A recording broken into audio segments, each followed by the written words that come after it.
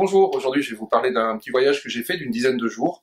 C'était mi-octobre, on a déjà vu Petra, c'était le plus grand édifice que j'ai pu visiter pendant ce voyage. Il faut savoir que donc la Jordanie, je voulais y retourner pour Petra, mais j'en ai profité aussi pour visiter le pays. Je me suis arrêté à Bologne à l'aller pour des raisons de coût, c'était vraiment les billets les moins chers. Je me suis dit pourquoi pas, je connais pas Bologne, je suis en Jordanie pour beaucoup moins cher que de Bruxelles en direct. Donc j'y ai passé 2 jours à l'aller, 1 jour au retour. Je vais donc vous parler un tout petit peu de Bologne, une ville très agréable, très étudiante, très jeune. Elle a pour particularité majeure d'avoir 62, je crois, 62 km de portiques. Les gens étaient obligés d'avoir des portiques dans le temps, obligés de construire à taille d'un cavalier sur son cheval. C'est pour ça que c'est très haut, c'est très impressionnant. Le plus long de ces portiques fait 4 km 2, je crois, et mène à la basilique de San Luca, qui est splendide de l'ordre des vues sur toute la campagne environnante. C'est vraiment très agréable, très agréable. Que dire d'autre de Bologne? Il y a la Piazza Maggiore, incontournable, et toute la ville historique qui sont vraiment à visiter. Il faut y passer une journée complète. D'ailleurs, un pass visite Bologna qui de mémoire coûte 25 €, qui vous donne droit à une visite guidée par l'Office du tourisme, qui est vraiment très bien faite, et des réductions ou des musées gratuits dans la ville aussi. Donc vraiment, je vous encourage à aller à Bologne. De Bologne, on s'envole pour Amman, capitale de la Jordanie. Il y a 3h30 de vol qui passent très rapidement.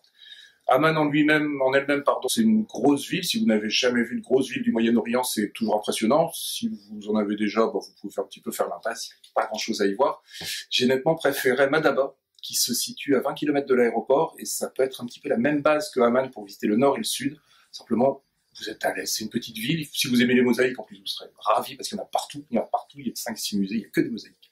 C'est juste à côté aussi du mont Nebo, le fameux mont Nebo que Dieu aurait offert à Moïse. Je suis pas très fort en histoire religieuse. Vous vérifierez ça vous-même. Ce que j'ai beaucoup apprécié, par contre, au nord d'Amman, c'est Jerash. C'est un site exceptionnel qui a été grec, romain et byzantin.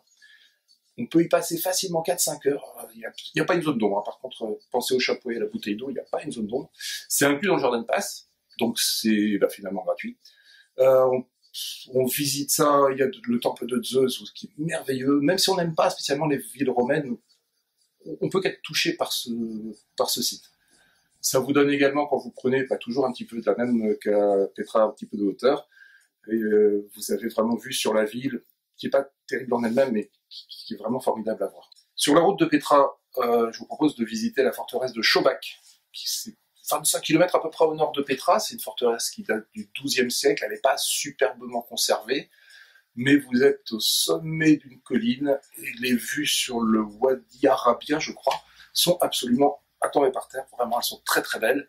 Et une petite particularité aussi, c'est que vous avez à 2-3 km de la forteresse le plus petit hôtel du monde. Une chambre qui est située dans une voiture. Et vous dormez dans la voiture. Toutes bonnes choses ont une fin. Amman, je suis reparti sur Bologne.